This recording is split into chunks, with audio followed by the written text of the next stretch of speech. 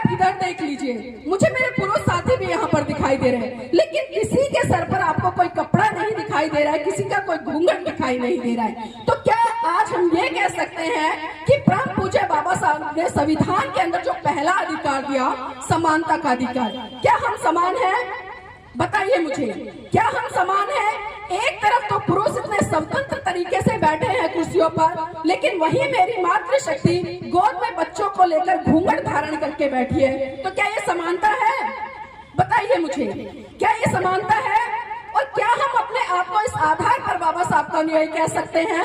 बताइए मुझे, क्या फायदा हमारा शिक्षित होने का अगर हम अपने घर की बहन बेटियों को इस तरह से घूंघट करके रखें, इस तरह से परंपराओं में लाद कर रखें? और बहुत सारे लोग चर्चा करते हैं, और जब मैं घूंघट पर बोलती हूँ तो मुझसे बहुत सारे लोग बोलते हैं कि बहन जी आपकी शादी नहीं हुई है इसलिए बड़ी बड़ी बातें कर देती हो, इसलिए बोलती हो कि अरे ये महिलाएं घूंघट करके बैठी है। जिस दिन ससुराल जाओगी, आपकी सास मिलेगी, ससुर मिलेंगे, तब आपको पता चलेगा कि वहां पर ससुराल में घूंघट करना पड़ता है। लेकिन मैं आप सबको बता दूं, और मैं उनको भी बताती हूँ जो लोग ये सोचते हैं कि मैं शादीशुदा नहीं हूँ, मैं बता दूं मैं शादीशुदा हूँ। मेरे घर में भी ससुर है, मेरे चचिया ससुर है, मामा ससुर है, तमाम वो ससुराल पक्ष के रिश्ते नाते हैं जिनमें एक बेटी को शादी के बाद बनना होता है। लेकिन आपको दिखाई दे रहा होगा, मैं यहाँ की बात नहीं कर रही, यहाँ से अगर आप थोड़ा सा 10-12 किलोमीटर आगे चले जाएंगे, मेरा ससुराल है, मैं वहां पर भी ऐसे ही रहती हूँ, मैं कभी घूंघट नहीं करती।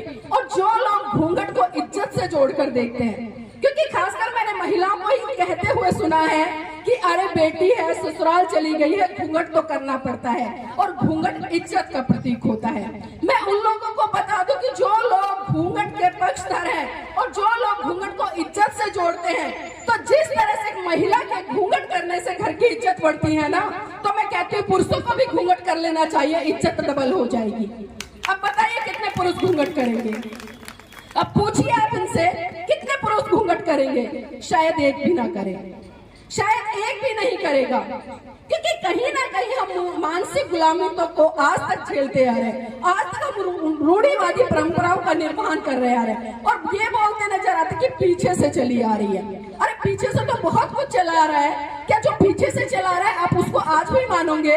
हो सकता है उस समय कुछ परिस्थितियां कुछ हो रही हो, लेकिन आज आपके पास में संविधान रूपी एक ऐसी ताकत है जिसने कि परम पूज्य बाबा साहब ने 4 बच्चे कुर्बान करके आपको सबसे पहला अधिकार दिया, समानता का।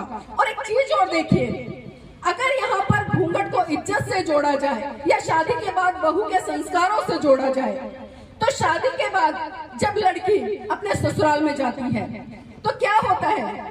थोड़ा परिवर्तन होता है। अगर वो अपने मायके में अपनी माँ को छोड़ के ससुराल में जा रही है तो उसको सास के रूप में एक माँ मिलती है। अगर वो पिता को मायके में छोड़कर जा रही है तो ससुर के रूप में उसको एक पिता मिलता है। अगर बड़े भाई को छोड़कर जा रही है तो वहां पर बड़े भाई के रूप में उसको एक जेठ मिलता है। अगर अपने छोटे भाई को छोड़कर जा रही है तो ससुराल में उसको भाई के रूप में, मतलब देवर के रूप में एक भाई मिलता है।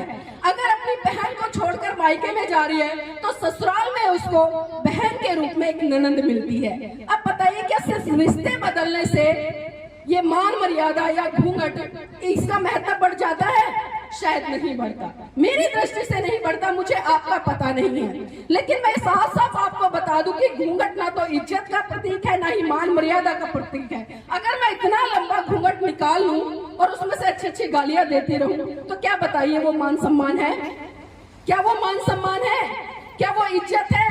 अगर वही मैं इस तरह से रहूं, सुबह शाम अपने सास ससुर की सेवा करूं, बाहर से कोई व्यक्ति मेरे घर पे आता है उसका मान सम्मान, उसका सत्कार करूं, उसको चाय पानी दूं, तो क्या ये सम्मान है? या घूंघट करके मैं किसी से भी ना बोलूं और मतलब उल्टा सीधा बोलकर इधर उधर निकल जाऊं, वो सम्मान है?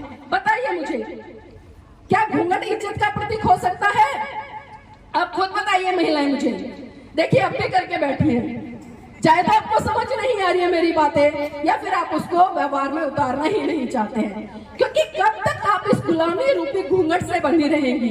अगर आप घूंघट नहीं करती हैं तो आपके फेस के आव भाव सारे चीजें दिखती हैं। मैं बीमार हो जाऊं, घूंघट करे रखूं, बहुत पीड़ा है मुझे, क्या कोई मुझे देखकर बता पाएगा मैं बीमार हूं?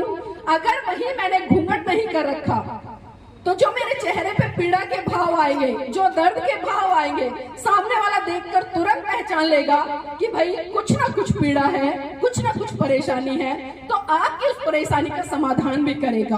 और दूसरी चीज और, आप आस पड़ोस में रहती हैं, आपका किसी ने घूंघट नहीं देखा, सपोज कीजिए आप दूसरे या तीसरे कहीं गांव में चली जाए और वहां के साथ में कुछ मन चले लोग आपके साथ में किसी भी तरह की गलत हरकत कर दे और हमारे आस पड़ोस के लोग वहां से गुजर रहे हो, क्या वो कभी आपको बचाने का प्रयास करेंगे? वो देखकर भी निकल जाएंगे, क्योंकि वो आपको जानते ही नहीं। अगर उन्होंने आपको देखा होता, जानते होते, वो तुरंत आपके बचाव में आते, अरे ये तो हमारे गांव की बहन बेटी है, हमारी बहू है। वो बचाते नहीं बचाते? बताइए मुझे, बचाते नहीं बचाते? हाँ या ना, कुछ जवाब नहीं आ रहे आपके, बताइए। बचाते ना? तो घूंघट करने के देखिए आप कितने नुकसान है, फायदे नहीं है घूंघट करने के, नुकसान ही नुकसान है। और घूंघट करने से मैं बार बार कह रही हूँ, इज्जत कोई भी मायने नहीं रखती, आपका व्यवहार सबसे जरूरी होता है। हमेशा जो सम्मान है वो नजरों का होता है, न कि घूंघट का। इसलिए मेरी बहनों, अब एक बार हाथ खड़ा करके बता दी, कितनी महिलाएं ऐसी जो आज के बाद घूंघट नहीं करेंगी, या जो सासू है यहाँ पर बैठे, कितनी ऐसी है जो अपने घर की बहुओं से घूंघट नहीं करवाएंगी? एक बार हाथ खड़ा कर दीजिए। और पुरुष कितने हैं जो आज के बाद अपने घर में जो आपकी पुत्र वधु से घूंघट नहीं करवाएंगे? 1 2 3 4, धीरे धीरे, बहुत खूब, एक बार ताली बजा लीजिए अपने लिए। देखिए, अगर एक दूसरे को देखकर उठा रहे हैं या मेरे सामने उठा रहे हैं तो बिल्कुल मत उठाइए, बिल्कुल भी मत उठाइए, क्योंकि यहाँ पर हम हाथ उठा दे, क्योंकि अक्सर ये चीजें मेरे सामने बहुत बार आती हैं। मैं बहुत सारे कार्यक्रम में जाती हूँ, देश के कोने कोने में जाती हूँ, महिलाएं ही ये कहती हैं कि बहन जी, आपके सामने तो हमारे घर के पुरुष हाथ उठा लेते हैं और संकल्प ले लेते हैं कि आज के बाद हम घूंघट नहीं कराएंगे, लेकिन जैसे ही आप वहां से चली जाती हैं फिर घूंघट आ जाता है। और एक भी पुरुष ये नहीं कहता कि बेटी घूंघट मत करो। अब जब वो आपकी बेटी है तो घूंघट किस बात का?